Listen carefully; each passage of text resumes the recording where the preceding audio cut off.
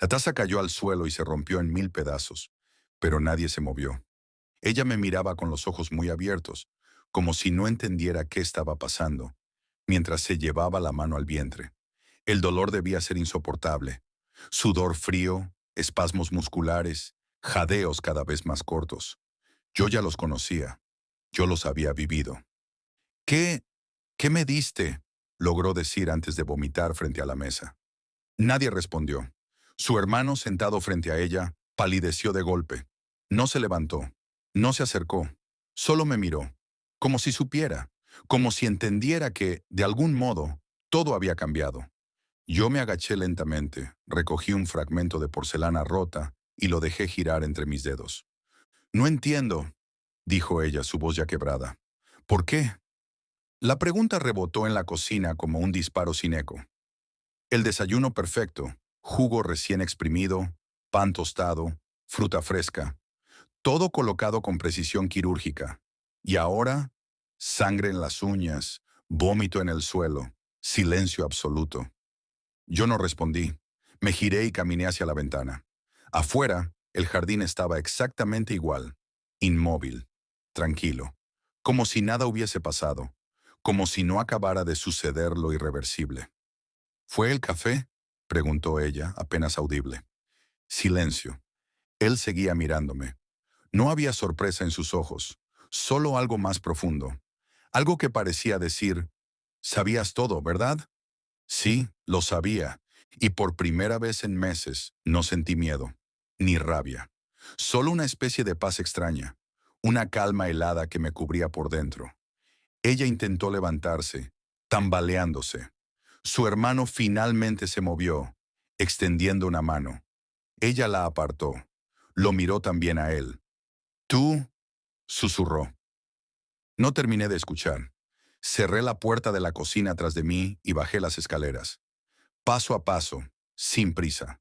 Necesitaba aire, y distancia, y tiempo, porque lo que había empezado como una sospecha se había convertido en algo más grande, en algo que no podía ignorar. Y entonces, por primera vez, me hice la única pregunta que importaba. ¿Cuándo empezó todo esto? ChatGPT es casal. Empecé a pensar en cuándo comenzó todo. Las primeras náuseas las atribuía al estrés. Había semanas en las que apenas dormía. La presión en la empresa, los informes, las presentaciones. Pero después vinieron los mareos. Luego, la debilidad. Y esa fatiga constante, como si mi cuerpo estuviera apagándose poco a poco. Ella me cuidaba, o eso parecía. Me preparaba infusiones desintoxicantes. Me obligaba a desayunar algo ligero. Y siempre, siempre insistía en que no tomara café en la oficina. Te hace daño, decía. Te deshidrata.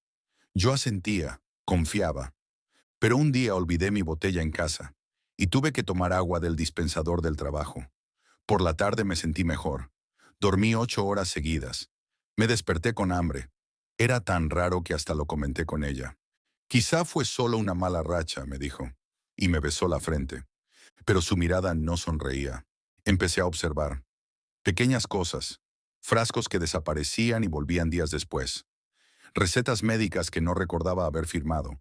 Su hermano que venía cada vez más seguido, siempre con el pretexto de ayudarnos con la casa. Pero pasaba más tiempo con ella en la cocina que conmigo en el despacho. Una noche me levanté a tomar agua y los escuché hablando en voz baja. No distinguí palabras, pero había algo en el tono. Algo conspirativo, seco, urgente. Y aún así, dudé de mí mismo. Estás paranoico, me dije. Estás cansado, estás viendo fantasmas. Eso pensé, hasta que vi el sobre. Era pequeño, blanco, sin marcas. Estaba en la basura, justo encima de una servilleta con restos de polvo. Me agaché, lo recogí. Benzodiazepina, decía la etiqueta despegada. Dosis controlada. Uso restringido. El corazón se me detuvo un segundo. Luego lo volví a meter en el bote y me lavé las manos con una lentitud ritual. No dije nada, pero esa noche dormí con la puerta cerrada con llave. Pasaron los días. Empecé a rechazar sus infusiones. Le decía que me dolía el estómago, que prefería algo más natural. Noté cómo se tensaba apenas, como si no entendiera por qué mi rutina cambiaba. Su hermano, en cambio, seguía igual de amable, incluso más. Y entonces, una mañana, mientras me servía el café, ella giró la espalda por un instante, y mi mano, casi por instinto, cambió las tazas. No tenía un plan. No sabía qué buscaba. Solo necesitaba saber. 30 minutos después, ella se desplomaba sobre la mesa. Y todo lo que había sentido, el miedo, la culpa, la confusión, se convirtió en una certeza helada. No era yo, no era mi cuerpo, era algo más, ellos. Y en ese momento, supe que no podía confiar en nadie, que no debía hablar, que todo debía hacerse con cuidado, con precisión, porque si ellos habían sido capaces de eso, ¿qué más habrían hecho? El juego acababa de empezar. Lo primero que hice fue instalar las cámaras, pequeñas, discretas, ocultas entre los estantes de la cocina, detrás de los libros del estudio, una incluso dentro del enchufe del comedor. No confiaba en la policía, no aún. No tenía pruebas suficientes. Y lo peor, si ellos sospechaban que yo sabía algo, desaparecerían los rastros, las pistas, los gestos. Tenía que ser sutil, invisible. Durante días fingí normalidad. Me dejaba preparar el desayuno, aunque no lo tocaba. Estoy sin apetito, decía, o simplemente lo tiraba cuando ella no miraba. No era difícil. Se habían vuelto menos atentos, más confiados, como si ya estuvieran seguros de que su plan funcionaba. Fue entonces cuando empecé a notar los detalles. En el video del martes, ella vierte una sustancia de un frasco sin etiqueta en mi taza. Lo hace con un gesto automático, casi aburrido. Luego remueve el café como si nada y sonríe a la cámara, que no sabe que está allí. Al día siguiente, es él quien lo hace. Llega temprano, me dice que trajo pan del pueblo. Entra a la cocina y repite el ritual. Misma taza, misma dosis. Coordinados, metódicos. La rabia me quemaba la garganta, pero no la dejé salir. No aún. Llamé a alguien en quien sí confiaba. Inés, mi antigua colega de la universidad. Había trabajado en criminalística antes de abrir su propio laboratorio forense. Nos reunimos en un café público. ¿Estás seguro?, preguntó sin tocar su taza. Number, por eso te necesito. Le entregué un pequeño frasco con restos de una de las infusiones. Solo dime si hay algo que no debería estar ahí.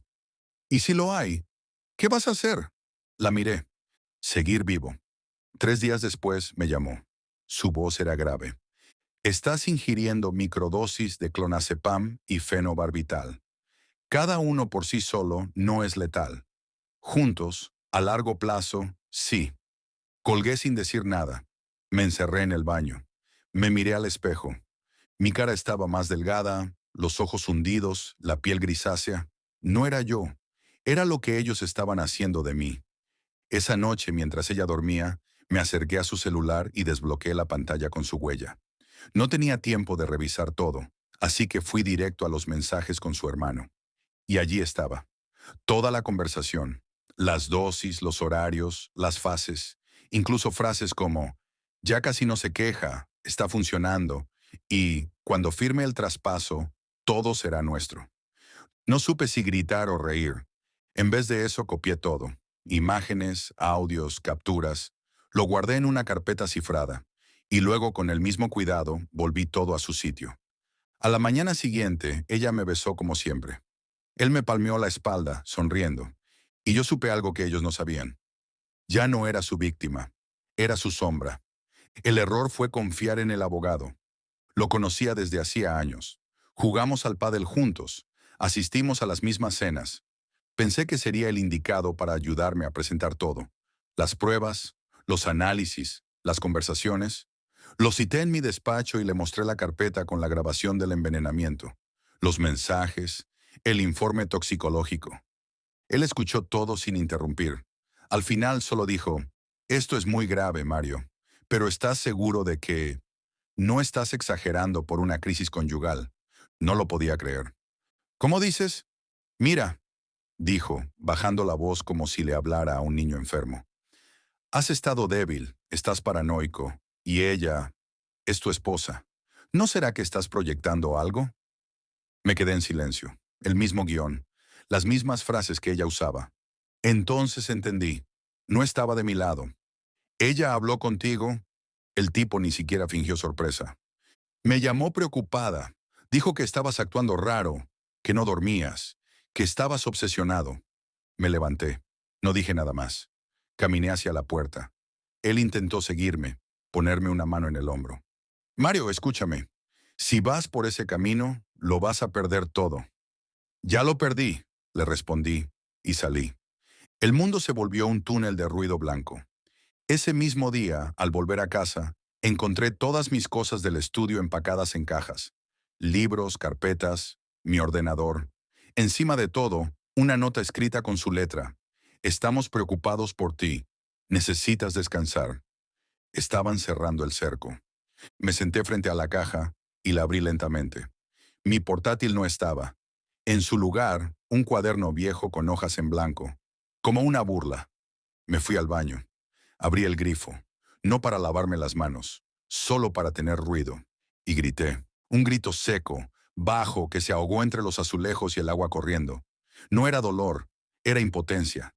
Era el eco de saber que estaba solo, completamente solo. Esa noche soñé con mi cuerpo cayendo desde un edificio. Y ella, mirando desde el balcón, sin mover un solo músculo. Me desperté con el pecho ardiendo y los dedos agarrotados. El espejo del baño tenía una línea, una grieta que no estaba ayer. Me acerqué, la toqué, me vi reflejado en 1000 pedazos. Ese fue el fondo, porque no solo me estaban envenenando, me estaban desapareciendo, borrando de mi propia vida. Y si no actuaba rápido, me convertiría en una sombra en mi propia historia. Ese día no salí de casa. Fingí fiebre. Cerré la puerta de mi habitación y abrí el cajón secreto donde había escondido una copia física de todo. Grabaciones, informes, un USB sellado con cinta. Todavía tenía las pruebas, pero ya no podía confiar en nadie. Ni abogados, ni amigos, ni familia. Solo en mí. Y en lo que haría a continuación. No era venganza, ya no. Había algo más grande que mi dolor, más sucio que su traición. El sistema que les permitía hacerlo sin dejar rastro. Nadie sospechaba de una esposa devota. Nadie cuestionaba a un hermano atento. Nadie investigaba un lento deterioro disfrazado de agotamiento laboral. Y yo iba a romper ese patrón. Empecé por cambiar el objetivo. Ya no bastaba con exponerlos a ellos. Tenía que mostrar el mecanismo, el método. ¿Cómo se puede destruir a una persona desde dentro, con sonrisas y gestos de amor? Busqué a alguien que supiera de eso. Laura era periodista de investigación. Llevaba años trabajando en temas de violencia psicológica, negligencia médica, abusos silenciados. La contacté desde un perfil anónimo. Le envié un fragmento del video y una copia del análisis toxicológico. Nos citamos en un parque, a plena luz del día. Llevé gafas oscuras, gorra, mochila con la documentación.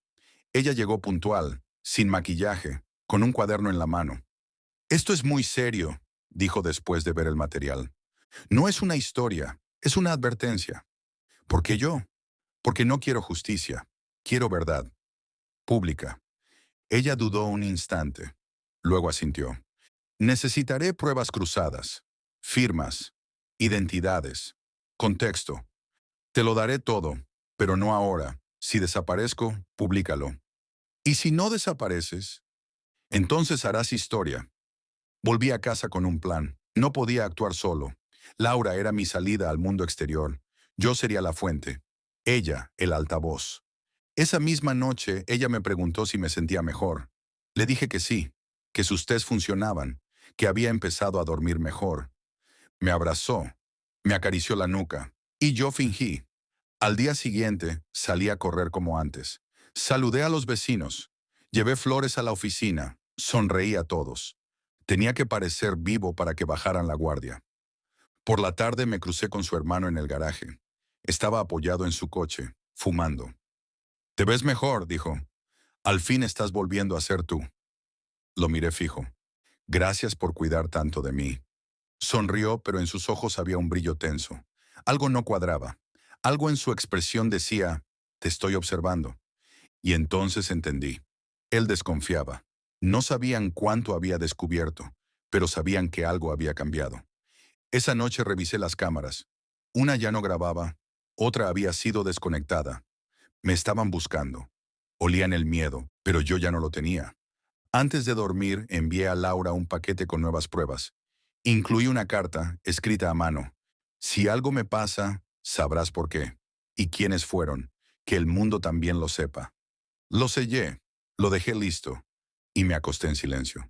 Porque ya no era solo una víctima queriendo salvarse. Era una verdad que nadie podría volver a enterrar. Todo debía suceder a la vista. La clave era convertir mi supuesta debilidad en ventaja.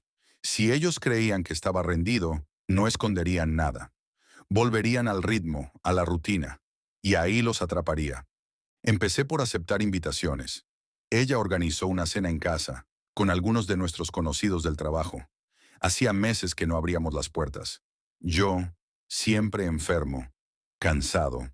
Pero esa noche, aparecí con camisa planchada, copa en mano y un discurso casi ensayado. Gracias por venir. Me siento mucho mejor últimamente. Supongo que el amor lo cura todo, ¿no? Risas. Palmas en la espalda. Su mano apretó la mía por debajo de la mesa. Sus dedos estaban fríos. Él también estaba allí. Se movía con soltura, sirviendo vino, contando anécdotas. En algún momento dijo, Mario ha vuelto a ser el de antes. Teníamos miedo de perderlo. Nadie notó el matiz. Yo sí. Laura estaba infiltrada, una de las invitadas. Se presentó como amiga de una compañera de trabajo. Nadie sospechó. Tomaba fotos con el móvil, grababa fragmentos de conversación, se reía con naturalidad. Pero cada vez que nuestras miradas se cruzaban, asentía apenas como diciendo, estoy aquí. Después de la cena, me envió un mensaje cifrado. Ambiente controlado. Tienen un patrón. Repetitivo. Manipulador. Imágenes buenas. Estábamos listos para el siguiente paso. Al día siguiente fuimos juntos a la empresa. No lo hacíamos desde antes de mi recaída. Aparecimos como una pareja sólida. Ella me llevaba del brazo, como quien cuida a un hombre frágil. Pero en las miradas de mis colegas había algo nuevo. Duda, silencio, susurros detrás de las puertas. Él ya había sembrado la versión oficial, que yo estaba enfermo, que estaba perdiendo memoria, que quizá no debía seguir liderando. Pero ahora me veían caminar recto, firme, hablar con claridad, tomar decisiones. Y no cuadraba. Ese mismo día pedí una reunión con el comité. Presenté un informe que había preparado semanas atrás, con proyecciones, contratos, firmas, todo en orden. Ella estaba en la sala, él también, pero nadie habló, solo escucharon. Cuando terminé, el silencio fue largo, inquietante. Uno de los socios rompió la tensión. No sabíamos que habías retomado el control operativo. Nunca lo solté, dije. Esa frase cambió el aire. Esa noche ella me enfrentó.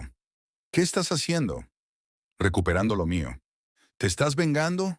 Number, te estoy devolviendo la cortesía. No gritó, no lloró. Solo me miró con una calma tan artificial que daba miedo.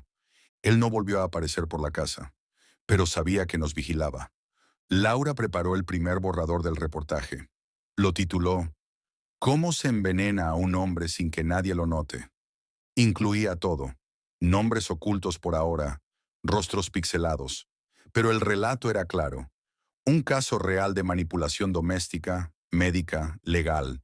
Un crimen blanco, invisible, y una advertencia. Cuando publiques esto, le dije, vendrán por ti también. Que lo intenten, respondió. La última noche antes del juicio, dormí solo en el sofá. La puerta de la habitación estaba cerrada. Escuché pasos, una sombra tras la rendija, pero no entró. Había perdido el control, y lo sabía. Al amanecer la casa estaba en silencio. Demasiado. Yo en cambio ya no lo estaba. La sala estaba llena, no por la prensa, todavía no, sino por el peso del momento.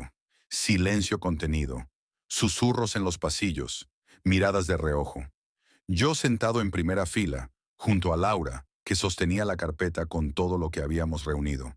Frente a mí, ella y su hermano. Juntos pero sin tocarse, cómplices rotos por la tensión. El juez pidió orden. Mi abogado, uno nuevo, directo y sin sonrisa, se puso de pie y entregó las pruebas. dispositivo USB, informe pericial, certificados médicos, grabaciones. Todo estaba allí. Cuando pusieron el video, ella vertiendo el líquido en mi taza, luego él haciendo lo mismo otro día, la sala se quedó sin aire. Nadie hablaba. Nadie pestañeaba. Ella miraba hacia abajo. Él cruzó los brazos. Se negaba a mirar la pantalla. Pero su mandíbula temblaba. El fiscal tomó la palabra. Los acusados, usando su vínculo familiar con la víctima, ejecutaron un plan sistemático de debilitamiento físico mediante sustancias controladas. El objetivo era desestabilizarlo, inducir una supuesta incapacidad mental y tomar control de sus bienes y decisiones laborales. Cada palabra era un golpe. No fue un error, fue una estrategia. Ella alzó la vista. Por fin, sus ojos buscaron los míos, pero yo no se los di. Miré al juez. ¿Algo que declarar?, preguntaron. Ella se puso de pie, caminó al estrado, respiró hondo. No fue así, dijo. ¿Entonces niega los hechos? Yo quería ayudarlo. Pensé que estaba mal. El médico dijo que necesitaba relajantes. Solo eso. Nunca... Su voz se quebró.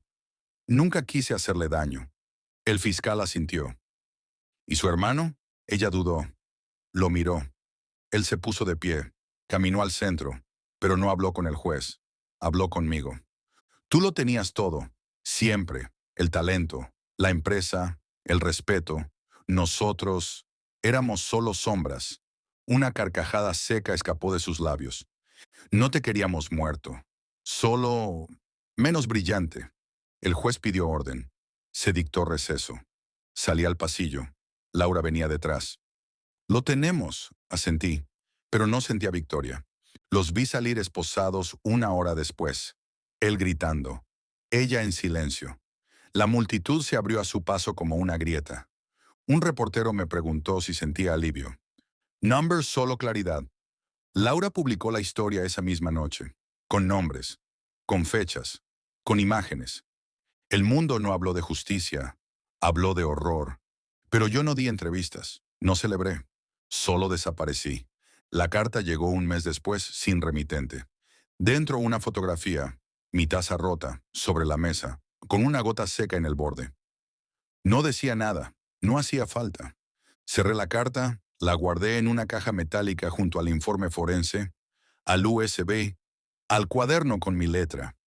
Luego salí al jardín. El sol era pálido, el viento suave. Ella me había llamado mi vida hasta el final. Yo solo encendí la chimenea y arrojé la foto al fuego.